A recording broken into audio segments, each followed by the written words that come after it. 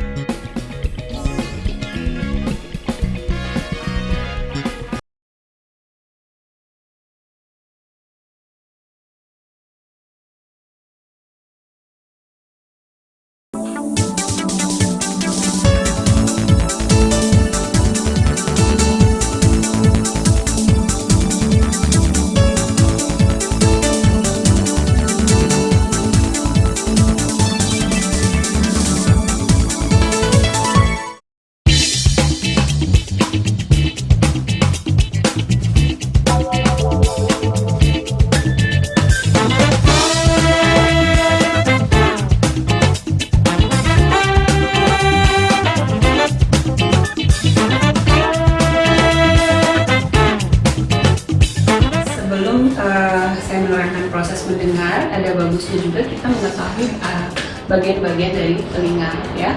Telinga yang kita kenal ini terdiri dari beberapa bagian, yaitu telinga luar, telinga tengah, telinga dalam, ya. Telinga luar di mana kita lihat ada daun telinga, ada liang telinga, sampai ke gendang telinga. Sedangkan telinga tengah ada ruangan kecil, ya. Kalau di dewasa itu ruangannya kecil sekali seperti biji jagung disebutnya, ya. Ada tulang-tulang pendengaran, ada saluran yang menghubungkan hidung, tenggorokan, mulut, dan telinga, ya, saluran Eustachius.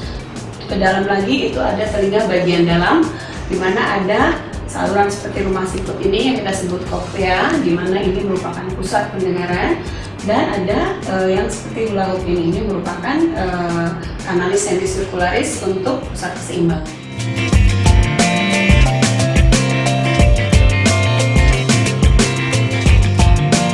Proses mendengar itu dimulai dari gelombang suara yang ditangkap melalui daun telinga ini, ya, kemudian dikumpulkan dan dihantarkan melalui liang telinga, selanjutnya akan menggetarkan gendang telinga yang akan juga menggetarkan tulang-tulang pendengaran, karena di belakang gendang telinga ini menempel tulang-tulang pendengaran, sehingga terjadi energi mekanik di situ, ya. Dan kemudian tulang-tulang pendengaran ini juga akan menggetarkan telinga dalam, di mana energi mekaniknya akan diubah menjadi energi listrik. Dan di situ saraf pendengaran juga akan menuju otak dan dibaca oleh otak, diidentifikasi sebagai bunyi.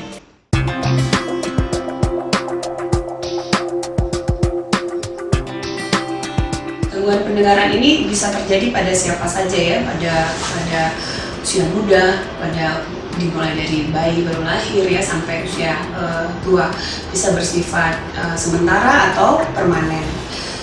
Dimana gangguan pendengaran ini terjadi karena satu atau lebih dari struktur anatomi telinga kita yang tidak berfungsi secara normal.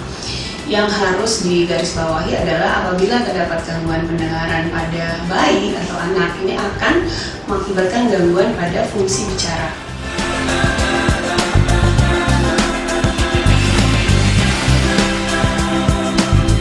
Ada beberapa macam gangguan pendengaran. Yang pertama itu konduksi, di mana gangguan pendengaran konduksi ini terjadi pada telinga luar sampai telinga tengah, ya.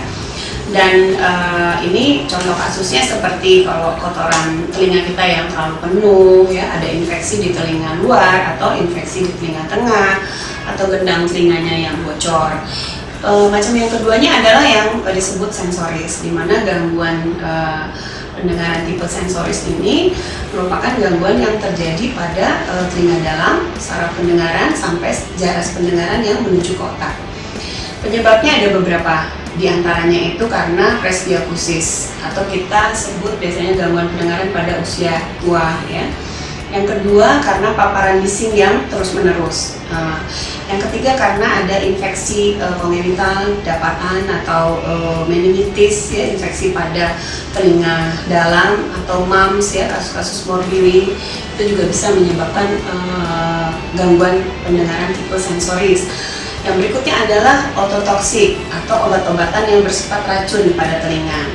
Kemudian penyebab yang lain adalah karena infeksi menir atau infeksi tertentu ya yang memang menyerang telinga bagian dalam.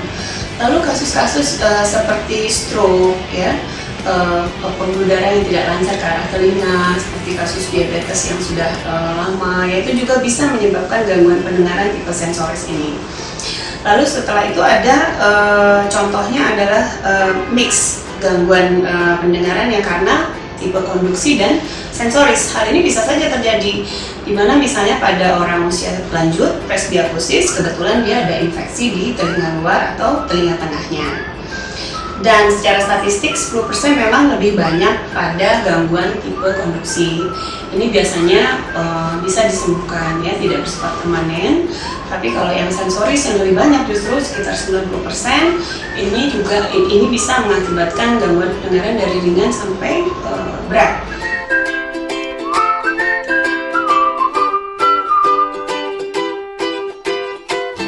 Pendengaran dan gangguan pendengaran ini dapat dinilai berdasarkan ambang dengar dengan tes audiometri ya. Beberapa lembaga yang diakui mengeluarkan standar untuk menilai derajat gangguan pendengaran, misalnya International Standardization Organizations atau ISO ya disingkat. Atau ada lagi lembaga seperti American Standard Associations atau ASA. Nah, klasifikasi derajat gangguan pendengaran menurut ISO dan ASA ini ada beberapa macamnya ya. Yang pertama, kalau kita sebut pendengaran normal itu menurut ISO adalah sekitar 10 sampai 25 desibel. Kalau yang ringan itu sekitar 26 sampai 40 desibel. Yang sedang itu 41 sampai 55 desibel. Sedangkan kita sebut sedang berat itu apabila terdapat gangguan pendengaran di sekitar 56 sampai 70 desibel. Dan derajat gangguan pendengaran berat itu sekitar 71 sampai 90 desibel dan sangat berat kalau kita sebut lebih dari 90 desibel.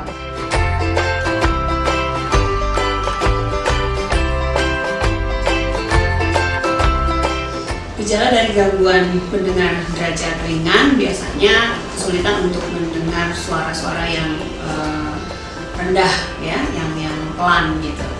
Kalau derajat sedang biasanya suka mengikuti percakapan yang pada lingkungan suara yang bising, lalu menganggap lawan bicaranya itu sering bicara tidak jelas atau sering bergumam.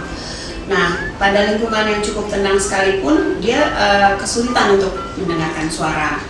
Lalu dia juga kesulitan untuk mendengarkan pembicaraan dari kelompok lebih dari beberapa orang. Yang berikutnya biasanya sering membaca gerak bibir kalau ada gangguan derajat sedang berat ya. Gangguan dengar derajat berat ini biasanya pasiennya tidak dapat mendengarkan bahkan dengan suara pelan sekalipun ya, kicau burung ya, dia agak kesulitan untuk mendengar ataupun suara dalam percakapan normal. Kemudian biasanya meminta lawan bicara untuk mengulang suaranya supaya lebih keras ya. Lalu kalau diulang atau ditinggikan volumenya justru akan membuat iritasi ya. Jadi justru dia jadi akan lebih kesulitan untuk mendengar. Yang berikutnya gangguan dengar derajat yang sangat berat. Ini kita sebut tuli. Ya, biasanya kita sebut dengan istilah tuli.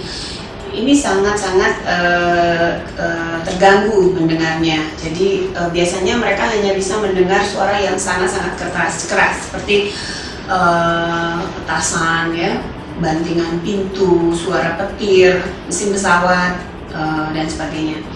Gangguan mendengar ini juga bisa disertai oleh tinnitus atau berdengung. Lalu penderitanya biasanya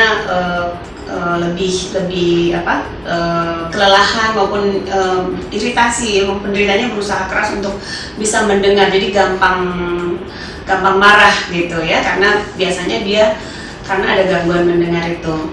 Lalu bisa juga disertai oleh pusing atau gangguan keseimbangan, bisa juga disertai dengan infeksi telinga yang lain, gejalanya seperti keluar cairan dan sebagainya.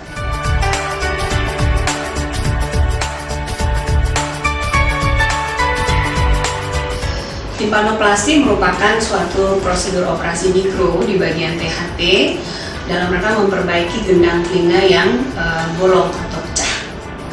Pada prosedur timpanoplasti ini kita akan mengambil sedikit selaput otot di belakang telinga yang akan kita pakai untuk menutup gendang telinganya yang bolong, sehingga diharapkan setelah prosedur ini pasien akan kembali mendengar secara normal dan fungsi telinganya juga bisa lebih baik, fungsi mendengarnya juga lebih baik, dan bisa mencegah infeksi yang berulang.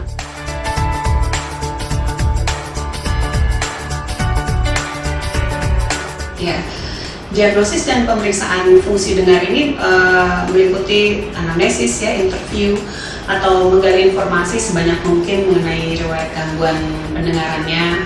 Lalu dokter juga biasanya menanyakan beberapa pertanyaan terkait dengan kesehatan secara umum ya, serta informasi yang spesifik terhadap gangguan telinganya ya.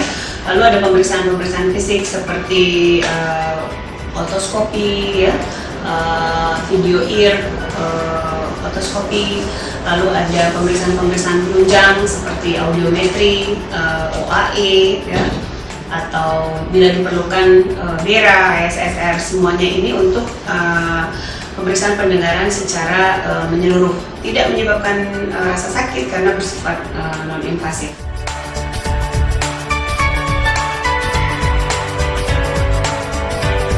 Di Rumah Sakit Melia, kita mempunyai alat yang cukup lengkap untuk pemeriksaan, screening maupun evaluasi pendengaran seperti audiometri, timpanometri, refleks akustik, OAE, BERA maupun ASSR.